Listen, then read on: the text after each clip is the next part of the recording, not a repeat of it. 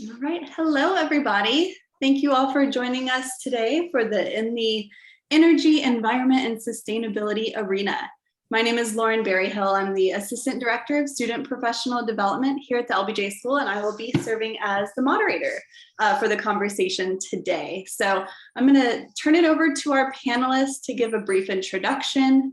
I have a couple of questions to kick off the conversation. Then I'll turn it over to all the admitted students to ask your questions. So start thinking of your questions. When it comes time for that, I'll have you do the raise hand feature and I'll call on you and you can engage with our panelists. So again, thanks for joining us. And I will start with introduction. So Dr. Varun Rai, why don't we start with you? Great, thank you so much, Lauren. And first of all, let me welcome you all. You all have made a very wise decision, and as soon as you arrive here, you will know it very quickly, because you will be engaged so deeply and so widely across a range of issues, and energy, environment, and climate is certainly one of those, and the focus of today's topic. So, welcome to the LBJ School, welcome to UT, and welcome to Austin. I am Varun Rai.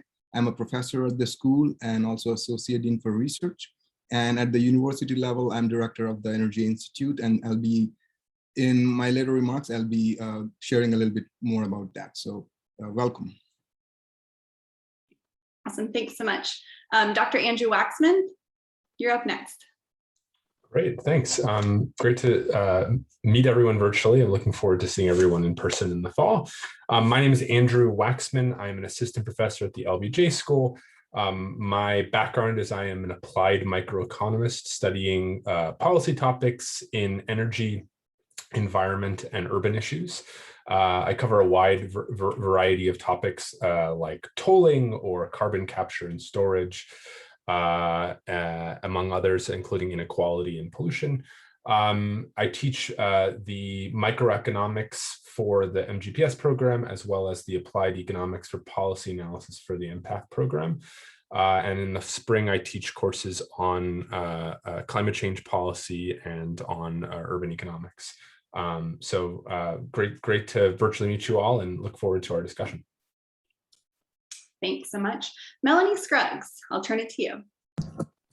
Okay, hi, good afternoon, everybody. My name is Melanie Scruggs, and my current role right now, I'm the Senior Project Manager in the U.S.-Mexico Border Affairs Program at the Texas Commission on Environmental Quality, which is our state environmental agency here in Texas. And I graduated from the LBJ School in the Global Policy Studies program in 2019.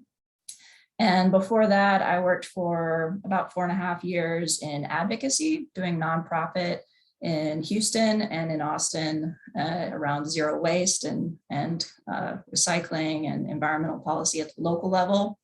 So I decided to go to the LBJ School because I was interested in getting into international policy. And so it was a perfect program for me. Excited to talk to you more. Thanks so much. And then we also have Dr. Patrick Bixler joining us today. He said his internet is a little spotty, so he pre-recorded an introduction. So Amy, if you want to share your screen and play that, thanks.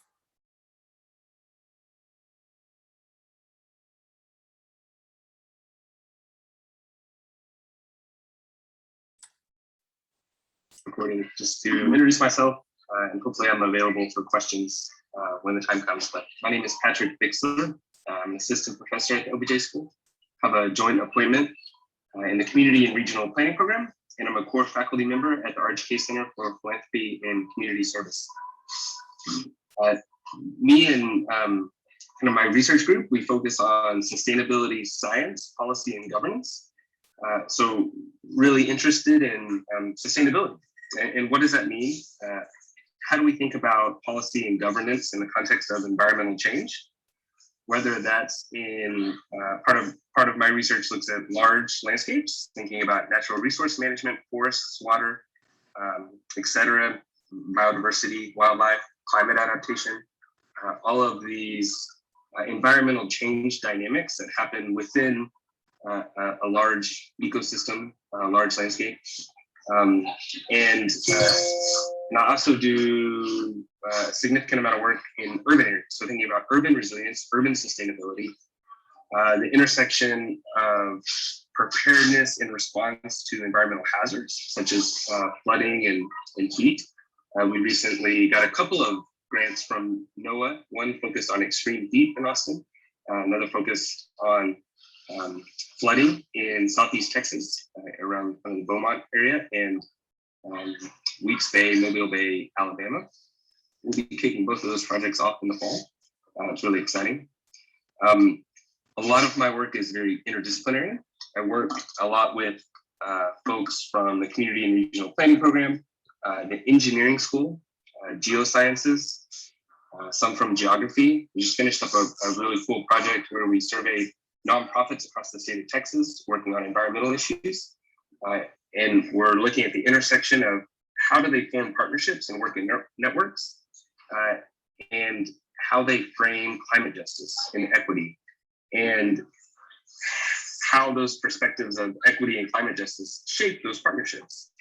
So that was a project where I collaborated with some folks from this geography department. Really fun project. Some of my research, or a lot of this research, falls within the context of what is called Planet Texas 2050. It's a Bridging Barriers initiative across campus. Last year, they launched 6 flagship projects, and I'm a co-lead for one of those 6 flagship projects. I co-lead with Hala Pasalakwa, who's in the School of Engineering. She's an environmental engineer. And we're focused on or leading a project called Networks for Hazard Preparedness and Response. And so we're applying network science to think about the intersection between vulnerable communities, governance arrangements, so how social actors, nonprofits, federal agencies, state agencies, local agencies, how do those actors collaborate to better mitigate and respond to natural hazards, primarily flooding. We're starting out with flooding. Hala does a lot of flood modeling and kind of new techniques to better estimate and predict flooding. But it's a 5-year project, and our expectation is to open it up to a range of hazards, including kind of heat and wildfire, et cetera. Another one of my projects is the Austin Area Sustainability Indicators. On any given semester, I am able to work with anywhere from, I don't know, maybe 2 to 5 graduate students on that project. We're focused on, as the name would indicate, sustainability in the Austin area from a really broad lens. We look at health, land use, environment, social equity. We aggregate and report secondary indicators. And we also collect primary data in the form of survey. To me, the survey research is what's really exciting. We get all this new data. Every 2 years, we collect data. So we have data that goes back to 2004. So we can look at the changes in opinions, perceptions, behaviors, actions from residents across the Austin area and how that changes over time across a whole wide range of issues. Frequently, these projects intersect. Like, for example, we just used the Austin Area Sustainability Indicator survey data to look at flood risk perception and flood mitigation behaviors and social capital, the influence of having social connectedness, having trust in others in local government, and that intersection with flooding, flood exposure across Austin. In this fall, I'm going to teach 2 courses. One, program evaluation for social impact, and we take a kind of a foundation philanthropic nonprofit perspective to thinking about program evaluation. And the other course I'll teach is collaborative governance, which is, I'm really excited, it'll be an advanced public management course, but focused on how stakeholders collaborate to achieve outcomes across sectors and across differences. And so that'll be an exciting course. In the spring, I'll teach a course on community engagement and a course on public management. So I'm really excited to meet all of you, and excited to have you in courses. Please reach out if you want any additional information around some of the research we have going. I certainly am looking for and will be hiring graduate research assistants over this coming year. Got a couple of new projects kicking off in the fall. So I'm more than happy to talk to everyone. Thanks, and welcome to LBJ. Welcome.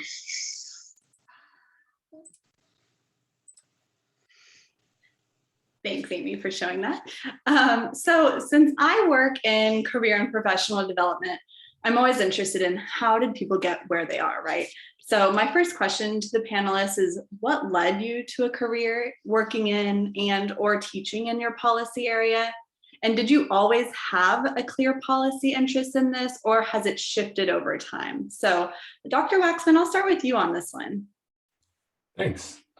So I teach microeconomics, which for many students at LBJ is the first time in a while they've taken something, a course that's quantitative or has a mathematical component. And students often say, well, I came to LBJ, but I didn't come here to become an economist. And I reflect on that same thing in my own background. I have an economics degree from my bachelor's degree, but I didn't ever see myself becoming a professional economist when I was a younger person. But I worked for 4 years in international development, really evaluating aid projects about whether they work or not, and just became really convinced that we needed a better way to understand policy effectiveness, to have data-driven and results-driven policy, and to better link that to not just policymakers, but to citizens and constituents. So I went back to graduate school after that and was in graduate school for a long time, and then graduated and eventually ended up here. So my background is in economics, but I've worked in policy. I have some research and background in development, and my main focus is in environment. Melanie, I know you touched on this a little bit in your intro, but I guess anything else to add about how you really discovered your interest while at LBJ? While at LBJ, this was the first time that I had been introduced to international policy, environmental policy. Like I said, I had worked at the local level and then done, grassroots organizing and coalition work with nonprofits in Houston.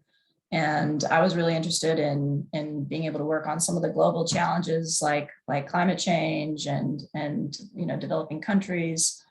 And so the courses at LBJ helped me, build an understanding around those issues. And actually attending Professor Busby's course is what got me to my current job. I wrote a paper about the environmental impacts of NAFTA, the North American Free Trade Agreement, and he said, you should talk to David Eaton, who's another professor at the LBJ school who has a very long time running contract with the Texas Commission on Environmental Quality. And so I worked as an intern for TCEQ for about a year, and a job opened up, which I applied for right before graduating. So I definitely encourage folks to take advantage of those internship opportunities and graduate research assistant jobs, and take Dr. Busby's courses and Dr. Eaton's, among others. Perfect. I'm sure they appreciate your plug. Dr. Rai, what about you? Yeah, this is a great question. I really enjoy responding to it because it makes me reflect on some very interesting journey that I have had personally. I'm an engineer by training, and I'm in the policy school. When I was doing my doctoral studies, I was doing quantum Monte Carlo simulations. So these are simulations of how atoms and molecules behave on the surface of catalysts, but the application was transportation related for fuel cells. So these are technologies that 20 years ago were invented like a long time ago, but 20 years ago, hydrogen and fuel cells were kind of getting interesting, and now they're like front and center in the whole discussion of energy transition. But it was all science and technology work I was doing. And then, as Melanie said, I took a course with one of the professors that had nothing to do with energy. It was all about political economy of energy in India, which was really big picture stuff, infrastructure, policy, societies. And as part of the class, we ended up making a trip to India for 2 weeks. It was a small class of 10, 15 folks. And that just transformed my view of world, my view of my scholarship. And I got very interested. So I made a very random decision. That was not my path, but I decided to do a postdoc in broader issues, not connected directly to my doctoral studies. Again, a very, very abnormal thing to do, but I had a lot of fun, worked on oil and gas, carbon capture and storage, global climate change policy during my postdoc before coming to UT. And at UT, I've been here 11 years now. My basic area of research is how do technologies make it from the lab all the way, to large scale in the markets, and when they do not, and in particular, the behavior of individuals and organizations and how they learn as they go about doing their things. And within that, I've focused more recently a lot on distributed energy technologies, including solar, electric vehicles, and both on the consumer as well as on the side of firms. And one thing, my training as an engineer, what it does is it makes me, if you will, methods independent. I've used all kinds of methods that are there in the toolkit to be applied in the social sciences and policy analysis. And what I focus on is the problem itself, and choose the best method to go after it. And I don't do it the other way around. I don't have just one method that then really constrains the range of problems one can address. Now, the flip side of that is what that means for students. So I have a research group that fluctuates between anywhere between 15 to 5 students. And we apply a lot of these tools, and many of them go on to work in the industry. Many of them are actually faculty if they're doctoral students. And in the classroom, and actually also I teach a course in the spring. It's called Statistical Analysis and Learning. It's basically machine learning methods and data sciences and policy analysis. And you get a flair of that. We start with foundational aspects of econometrics, but then and linear regression basically, but then you really jump into more advanced methods of tree-based methods, supervised vector machines, and so on. And it really is very transformational.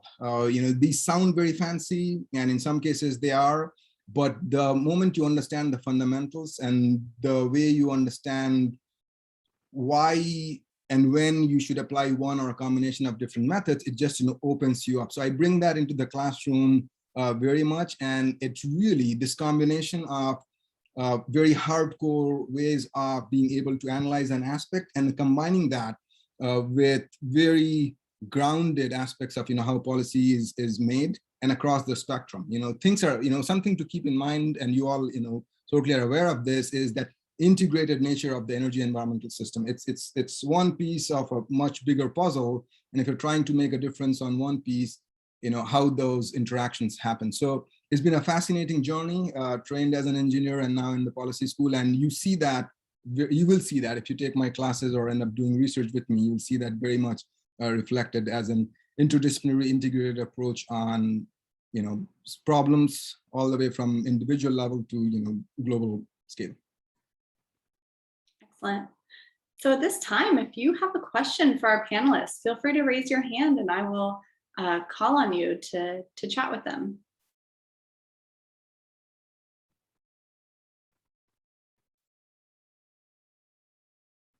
Lauren, while folks are raising their hands, maybe I can say a couple of things about the Energy Institute, but more broadly about energy research on campus. So something that is really fascinating about, this is true for many other universities, but my deepest experiences have been only at 2 universities, Stanford, which is where I did my graduate studies, and here as 11 years as a faculty.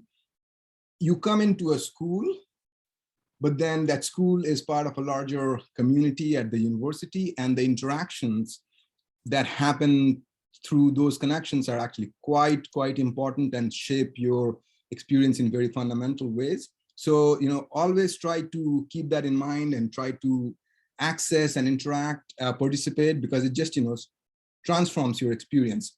In the realm of energy and environment, it plays out in 2 different ways. A lot of collaborative projects that happen across campus. I'm part of many of those teams. I know Andrew is part of many of those teams, and we all, or many of us, perhaps most of us, work very closely with students on research projects, right? So all the work, most of the work Andrew does and I do involve students almost on a daily basis, on a very deep, intense basis, and that's fascinating. Even as a master's student, I always keep telling that even as a master's student, you should always engage in research. It is not because you want to become a researcher, but the experience is very transformative, right? And there are lessons in that are very meaningful, even if you don't go on to choose a research career. So I encourage you to do that. The second aspect of the university interactions that plays out is through entities like Patrick was mentioning in his introduction, the Planet Texas 2050, that's University Grand Challenge, part of Vice President of Research Office's Bridging Barriers Initiative. And then there are other entities like the one I run, which is the Energy Institute, that is a central entity that tries to coordinate things on campus and brings together interdisciplinary groups of faculty. And there are dozens and dozens of students that work in groups, in teams from across the campus. So any one team will have folks from engineering, architecture, and LBJ and the business school. And those are also very great experiences. And the final thing I'll say is workshops and conferences. One thing you will know at LBJ when you come here, you will get inundated with extremely high quality things that happen, multiple of them every single day. And that's a good thing. You will have to be very thoughtful and plan ahead as to what you want to engage with. Otherwise, you just get flooded. And many of those are also student run. Certainly at the UT level, there are events like the UT Energy Week that very directly and intensely involve students. So try to keep an eye for these events and try to carve out time to systematically participate and make that as part of your experience. Thanks so much for that. Any questions?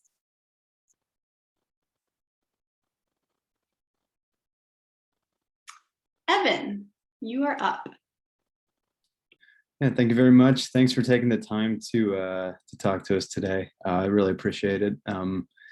Yeah, so I have a question for Melanie as a former LBJ student, pretty former LBJ student. So did you have a good idea of kind of what issues within the environmental sphere you wanted to focus on before coming to the LBJ school? I ask because I'm kind of, I'm coming from a geography background, right? And it wasn't, we didn't really focus on one particular issue in the environmental realm. So I'm just wondering, were you, did LBJ sort of help you kind of find your niche within that larger environmental studies, environment and energy sector? Or are you still kind of, more, a general in that realm, kind of the process that went into finding? Right. Yeah, I think that I wrote my application essay about wanting to work on climate change policies and also environmental justice. And that definitely was a topic of several of the courses. Sheila Olmstead's economics class even touches on these issues. Busby's, I'm sure, sounds like Professor Bixler and others also have courses on those issues. I think the wonderful thing about the LBJ school is you also might go completely off on a different tangent. I mean, I did a climate emergencies fellowship with the Strauss Center, which I don't know if it's really a topic of research right now at the Strauss Center, but climate emergencies was one of them. So I was working a little bit more on the security aspects of climate change and how it impacts national security and food security and international security. So, I mean, those were very good topics to expand my understanding of these global environmental issues. And then once I entered the job force at TCEQ, unfortunately, we don't talk about climate change at TCEQ. It's not considered state policy at this point.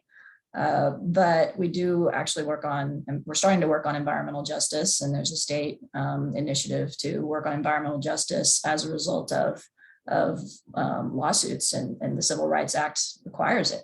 So I would say that it's good to be open-minded and explore things at the LBJ school, and they'll do a good job of presenting alternatives to what you might come in thinking. Thanks for the question, Evan. Crystal, what is your question for the panelists?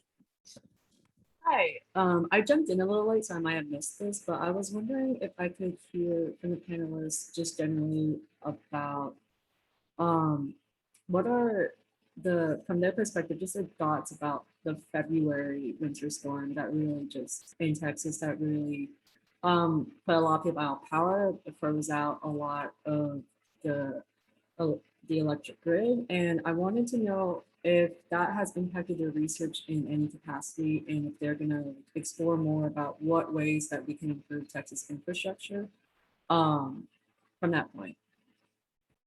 That's probably Varun's question since he just put out a big report on this. Yeah, great. Thank you for the plug, Andrew. So Crystal, this is a great question because this is a way to understand the different components of our teaching, research, training, as well as public discourse and interactions play out at the school, and the weight we put on these different things.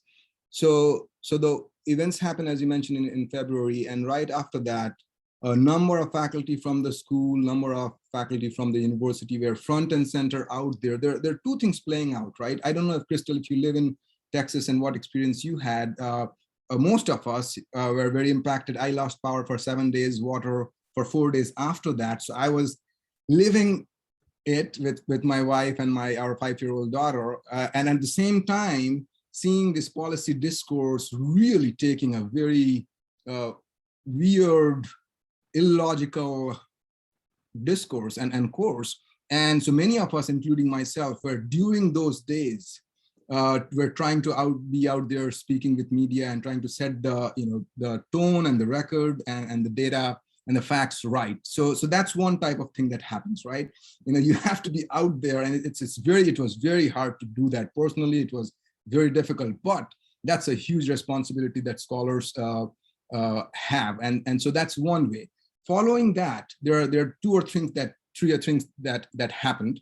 And these are good demonstrations of how research, teaching, training all play out. So I did three things. One is I joined hands with Josh Busby and one other researcher at LBJ, and maybe half a dozen other researchers from across the country. And we did a very quick, short, peer-reviewed article on what happened. And again, setting the straight record. So you always have to keep an eye on how can you put out a very well analyzed, grounded, based on data analysis so that other people can start referring and building off of that.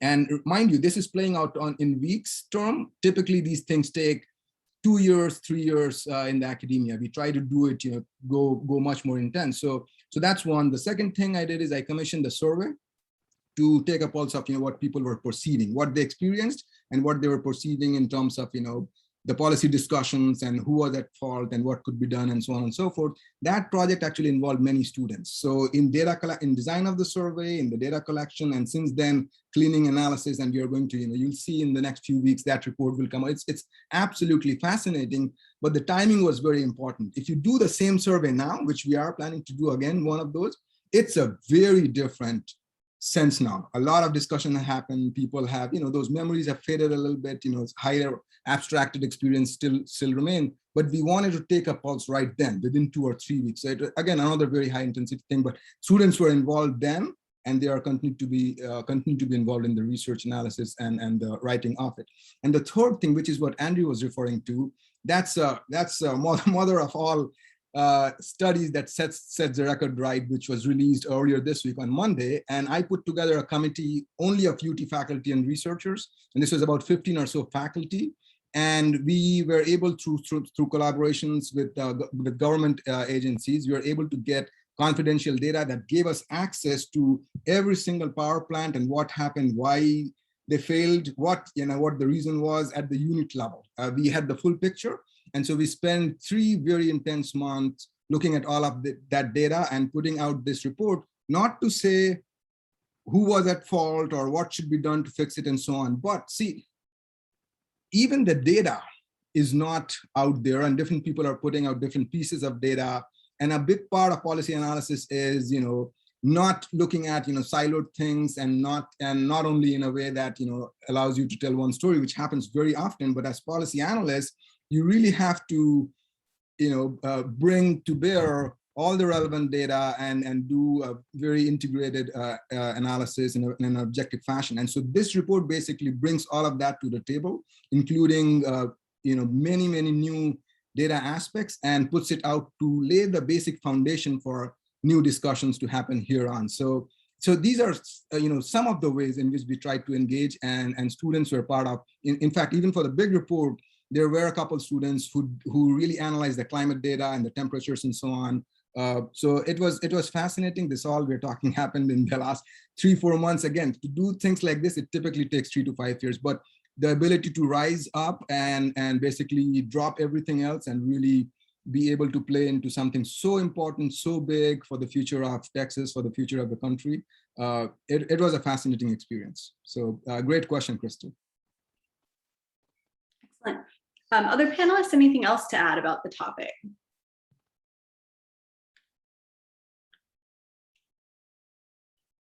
If not, we can move on. Just thinking about those couple weeks makes my heart rate go up a little bit. Philip, I think you were next with your hand. Yes. Hi, everybody. Thank you for taking the time today to talk to us. I've worked for the federal government for like over 10 years. And what I'm running into a lot is like all this innovation is coming out, but some of the procurement policies that we try to get this new innovative technology, they don't mesh. It kind of seems like the federal government kind of looks at the benefit cost ratios of a lot of these things. And I've seen a lot of benefit cost ratios for different projects and trying to sustain them. I was just wondering if anybody kind of knows anything about like how it looks at procurement for the government and how those cost benefit ratios kind of, you guys look at those and how they work in your fields.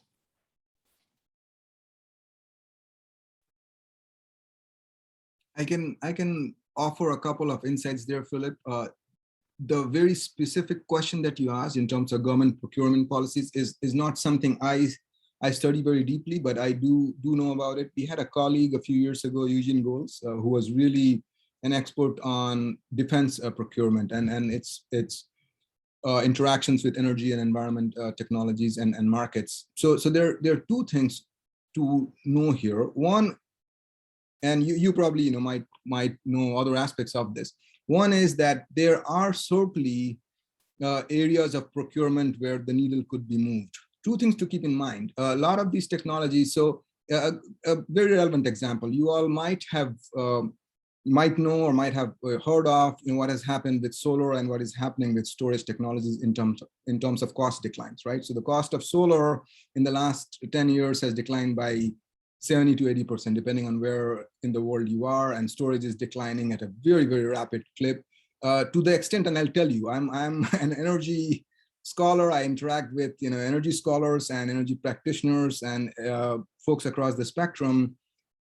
Folks who call themselves energy experts, their own basis of how quickly the thing is seen is moving is off every time, right? And so people are, even if your basis is 2 years ago, that's off, that's old, not relevant. And so how did that happen though? Solar technologies that are being used, many of them came to into play in the 80s and 90s, right? The fundamental technologies are not much different. A lot of that happened because of scale. So when you scale up, there are economies of scale, scope, there's learning by doing, all types of different mechanisms that help you bring that down the cost. So that's where the procurement aspect is. So you can push the technology side and the innovation side up until some point, but there are so many other aspects to cost when you start manufacturing things at scale, which really need that production and the interaction with the customer and on the application cases. And that's where procurement policies become very important. And governments can, for example, all the way from school buses to electric buses to transportation to what happens on federal sites, have a huge role. So I'll say that. The other thing I'll say, this is what I learned from Eugene, my former colleague at LBJ. It is also very complex, right? The line from government procurement to energy innovation and deployment at scale is not a straight one. Why? Because the procurement supply chain is very complex one. It involves a complex set of actors, contractors, and there's a way that things happen. So it is not the most efficient way. It will run into all sorts of issues when you try to do it. Yet there are two dots. There is some wiggly line up there, but it is mired with lots of complexity. I can add to that. We manage some projects for air quality monitoring in Ciudad Juarez, Chihuahua, across the border from El Paso. And we have a contractor who's buying air quality monitoring equipment. And because we use federal dollars, we have to use those procurement rules for all of their purchases. and they wanted to buy some hotspots, and they were not allowed to buy Huawei hotspots because those have recently been, you're not allowed to use any federal dollars to buy equipment from Huawei or ZTE for national security purposes. But these were sensors that were and hotspots that were going to be in Mexico used by Mexican contractors. So I don't think that was really the intent of that procurement policy. But the point is that there are factors besides cost that go into those rules, and certainly national security and political factors come into play. So that's an interesting area of research. Excellent. Before we get to Sierra and Sarah's question, I saw that Dr. Bixler is now online, and there's a chat question for you. So if you're available and your internet is stable and you want to answer this, Addison wants to know what classes you'll be teaching in this spring, because she is a CRP Impact Dual student. Oh, great. So yeah, I hope everyone can hear me. Even though I think I have good service, I do feel like I'm cutting out some. But in the spring, I'll be teaching a course on community engagement. We do have in the community engagement, we get a lot of social work and CRP. I cross-listed with social work and CRP, and so we have a pretty good interdisciplinary group in there most years. Awesome, thank you so much. Sierra, you are next on the list. Hi, thanks. And thank you all for being here. It's great to meet everyone. I've got kind of a broad question here. So I'm really interested in research and data analytics as a career path. And I have some experience here. I work at the College of Liberal Arts here at UT right now as a research assistant, but I don't have near the amount of experience or skills that I need to like really make this a career. So my question for all of you is what kind of like classes do you recommend that I make sure that I enroll in to get the skills and experience that I need in order to be competitive, like working in research or working in data analytics, that kind of stuff? Can I hop in there? I'm sure others will have some insights into this, but there is actually a data science certificate program at the LBJ school, which includes some core classes and what you have. And the nice thing about a certificate program is not only gives you a set of classes that are going to help build your skills, but it's nice once you come out to show to employers that you have something that's very kind of defined that shows what you've done. And I think there's usually a kind of project associated with it towards the end. So you can ideally, yeah, and Lauren has just put that into the chat if you want to read more about that. That project can potentially be with a partner that can, hopefully lead to employment opportunities, or at a minimum make connections that are useful later on. Also, Professor Rai teaches a class that's on sort of machine learning and data science, and I'll let him speak on that, but it's very popular with students who are interested in building their expertise in this area. Varun, you're on mute. Thank you, Andrew. Thank you for that question, Sierra. I'll say that you have come just to the right place. 5 years ago, we had different pieces, but in the last 5 years, we have really brought it all together. And the Dean certificate is one of those aspects. I know some about it because I helped co-design it. And the whole aspect was, this is so important. How do we give our students that coherent experience, right? And we have kept, there's some core aspects to it in terms of learning principles, but it's very flexible. It's not as if only take that course, because this is a very evolving an area, and so different classes give you different modules, if you will, of the certificate. So there are courses that GMA teaches that touches upon this. There are courses that Professor Ken Flam teaches, my course, but then for the certificate itself, there are a whole number of other courses and other professors that do things that can help you build towards the certificate, because they are not looking necessarily for take this one class or 2 classes and you get the certificate. Rather, here are the learning objectives. And as Andrew mentioned, one of those is actually doing a project yourself, right? It could be through what are known as professional reports, which are, kind of your master's thesis, or you can do an individual project in a class that can add up to it. I'll just say one thing from a student's perspective. I have had many students in my course, in the SAL course, the Statistical Analysis and Learning course, who had very little, if any, programming background or data science background. So this is not this is not true for everybody, but depending on your interest and where you want to go, starting from very little background and now having full time, two of them have really done so well. One of them is actually leads the data initiative at the LBJ school. I hired him back after several years. And then one of them is a very senior. She's a vice president within a few years of a large data science firm. Remember, she's a policy graduate and working and leading computer scientists and so on. My point being that it is, you can pick all that up and we try to help you again, not to say that, it's a one-way street and, we got everything covered. It is really that journey together where, you have to, we'll show you the way, we'll hold your hand a little bit, but then you have to, run on your own. But the pieces exist, and it's a really fascinating set of things that can happen. So very exciting times for you to be coming here, Sierra, with your interest. Okay, great. Thanks so much. Because I am one of those people kind of starting, not from kind of from scratch, but this is the goal I'm trying to reach. And so I'm glad to hear that the tools are there. So thank you so much. Melanie, anything from you? Any classes that really set you up for success? My favorite courses were probably global environmental governance with Dr. Busby and natural resource economics from Sheila Olmstead. There's a cross-listed course on environmental impact assessment in the architecture school. That's all about the National Environmental Protection Act, the National Environmental Policy Act, NEPA, which is a great overview of all environmental laws that exist in the country. And I also I got a tip from an environmental professional in town who recommended that I take administrative law in the law school.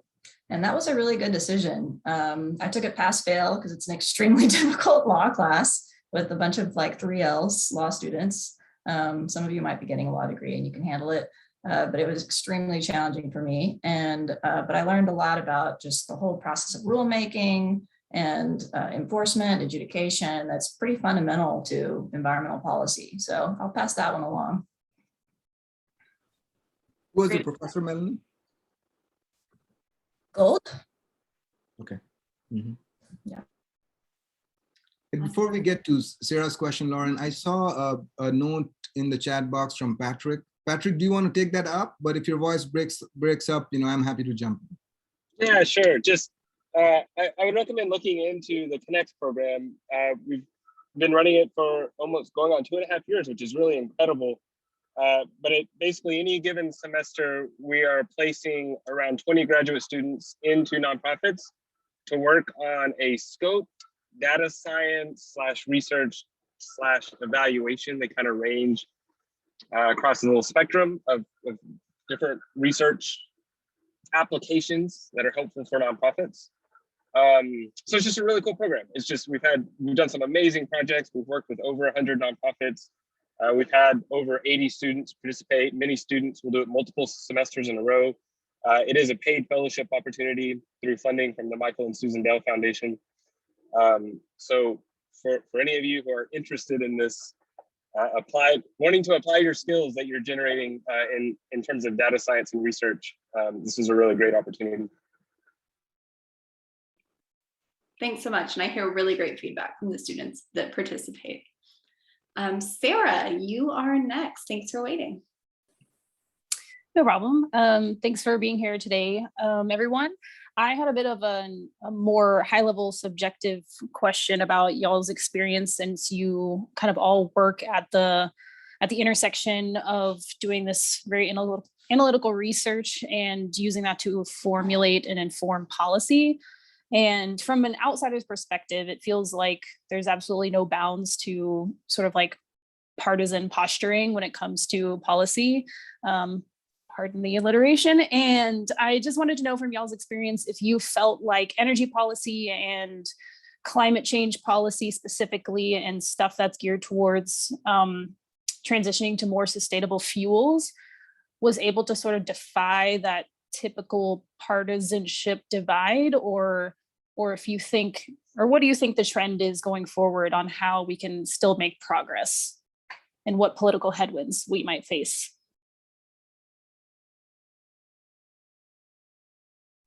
Andrew, go for it. Sarah, this is a great question. Yeah, I mean, this is the question, right? We all probably on this call have a set of wish lists for things we would like from environmental or climate or energy policy, but we work as a policy school in the realm of the possible. And, you know, part of the deal with politics, et cetera, is trying to make some things possible that seemed otherwise not possible. I just held a press conference actually today for a piece that came out that I'll put in the chat. That's on carbon capture, utilization, and storage, a somewhat controversial technology to remove carbon dioxide emissions that would otherwise go into the atmosphere and put them underground. And this is work that we had one LBJ master's student and an GPS student work on, along with a student from the Jackson School of Geosciences, to look at the costs associated with carbon capture and storage. And this technology is now becoming sort of rolled out in a more major way. So they have announced in the past month a huge hub in Houston to, you know, basically the idea with this technology is you put something in a power plant or another industrial facility, it sucks the carbon dioxide out, you pipe it out of the facility and then stick it underground in a well. It is feels to a lot of us a bit science fiction, but the technology is actually now, and what we do in this paper is show that the economics are there for it to happen. And it's not surprising then that majors like ExxonMobil and Chevron are moving ahead with the technology, but there are lots of reservations about this.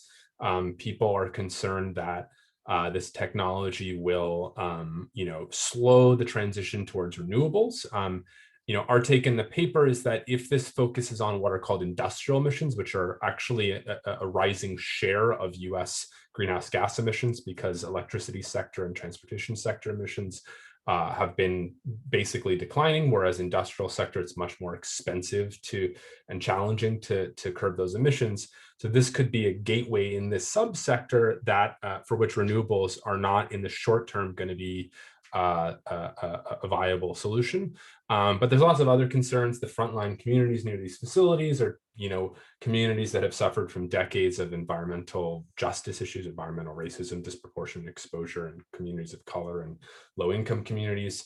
And so we've got ongoing work in this. So all this is to say is to Sarah's specific question, this is one area in which both conservatives and centrist Democrats have moved forward legislation. So in Texas, they just approved legislation in June so that the state can start permitting for the wells for these types of facilities. The federal government is pursuing an increase in its production credit. There's something called the Catch Act, which is now, I think, in committee.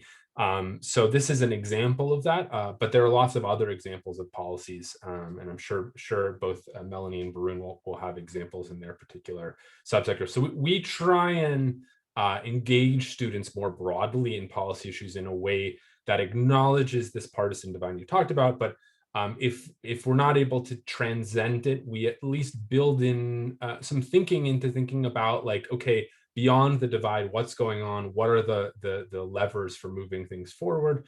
And what are the impacts of various policy options?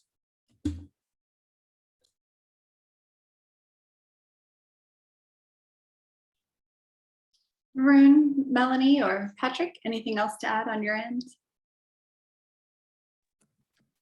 Well, I'll just say that next legislative session in 2023, the Texas Commission on Environmental Quality is up for what they call sunset review, where a bill has to pass in order to continue the agency. And so I think that'll really showcase this nexus between political pressure and wanting to define something as a concrete problem with a set of, empirical solutions that we can say this is a policy that works. Well, the policies that work are not always going to have the political support to be viable. And that's going to be very evident in the Texas legislature in 2023.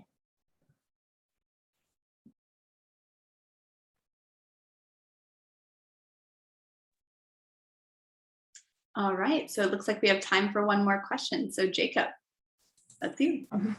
Hi, I'll make this kind of quick. It's just kind of more of a general curiosity I've had. I've seen stuff online and opinion pieces on it, but in terms of the viability of nuclear energy as a sort of bridge between where we are at now with emissions and carbon energy and fossil fuels as a bridge to renewables and green energy, like nuclear energy, specifically from sources like thorium or even your typical uranium nuclear energy. Has there been much research into that or even progress in maybe areas like Texas? Or is there still too much apprehension because of Cold War ideologies and stuff like that?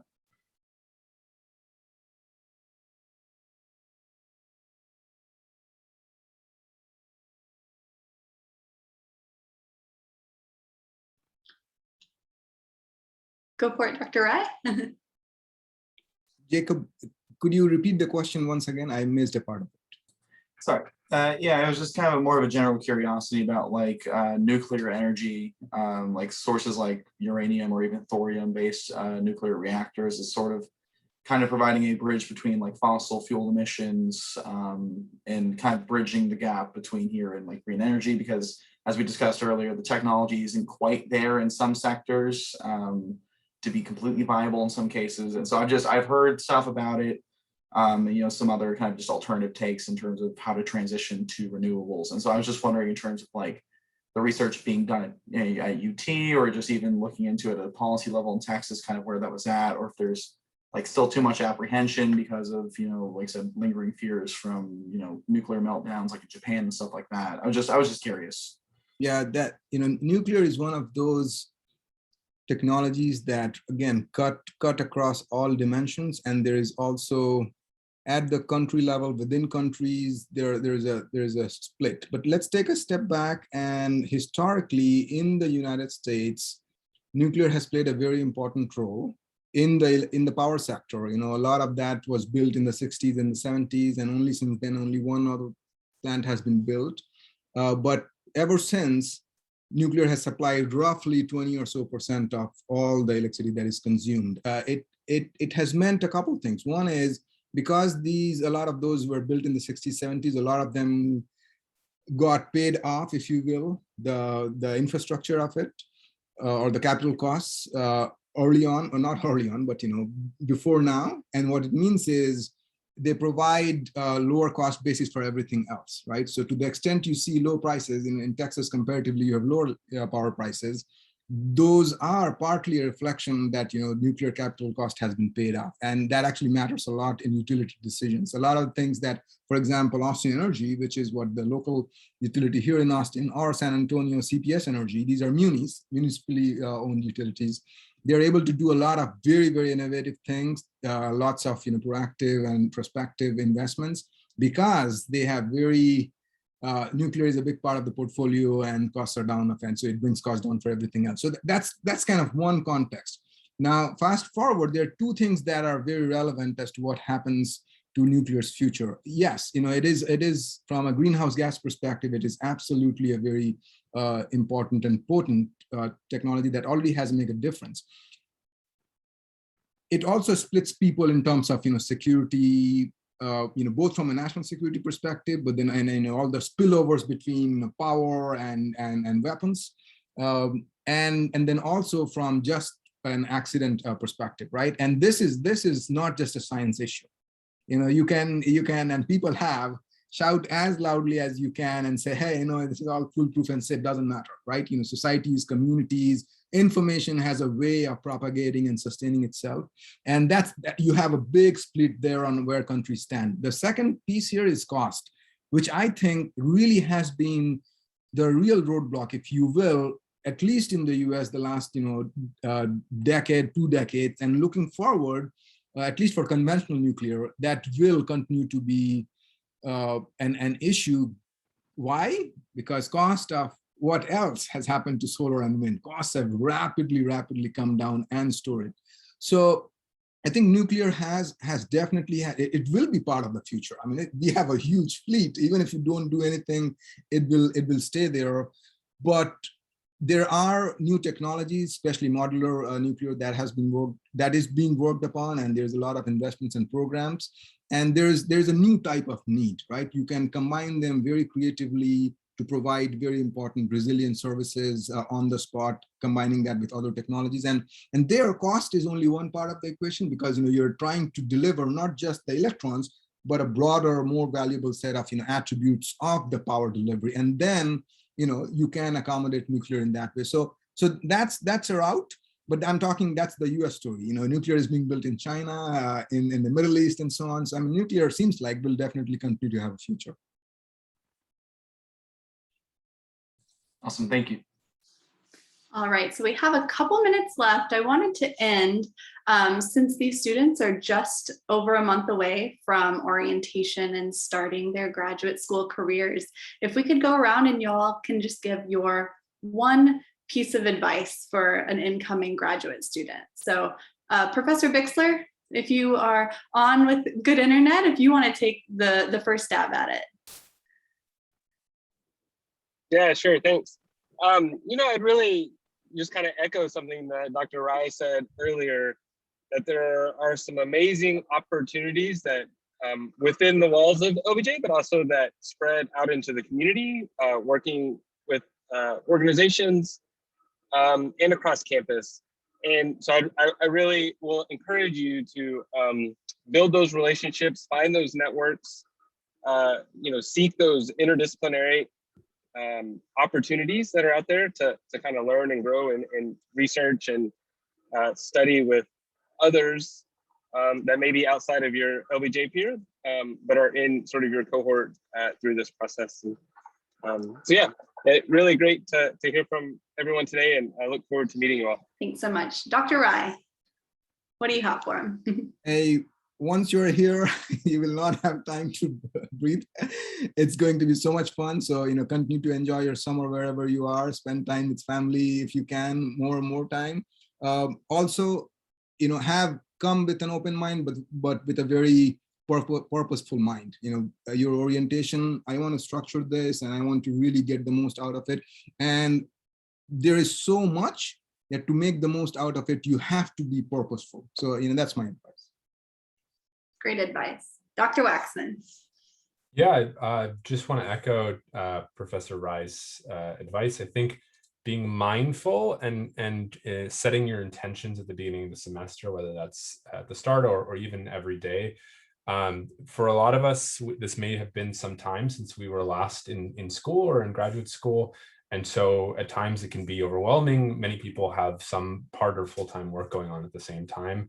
I'm going to drop a link from UT's kind of teaching and learning institute about focus and thinking and managing your time. And time management for all of us continues to be a challenge. I think the pandemic really highlighted some of these issues. And so being thoughtful, realizing you can't do everything every semester. You can't do everything in every course. So how do you prioritize? And that's how government and policy and solving problems work. So it's an ever evolving toolkit to build around that. Thanks very much. All right. Lastly, Melanie. Thank you. I would say if you can get a job or a research associate position in this field, that way the 20 hours or however many hours a week that you're not in classes, you're still building on your environmental policy experience. I just find that that's probably going to be a better use of your time and set you up for potentially getting a job quickly, as opposed to working in a cafe or working in some other field that you're trying to leave. So try to go ahead and transition into working or getting an internship in this field, because there are a lot of opportunities, including like dozens of environmental organizations. They have everywhere from entry level to any other kind of job, and professors here are hiring too. Awesome. Well, thank you so much to all of our panelists for spending a little bit of time with us today. And thank you to the incoming students. Y'all had some really thoughtful questions and I enjoyed learning a little bit more about this field myself. So thank you everyone for joining us and I hope to see you next week. The focus is on nonprofit and philanthropy. Have a great rest of your day, everyone. Thank you and welcome.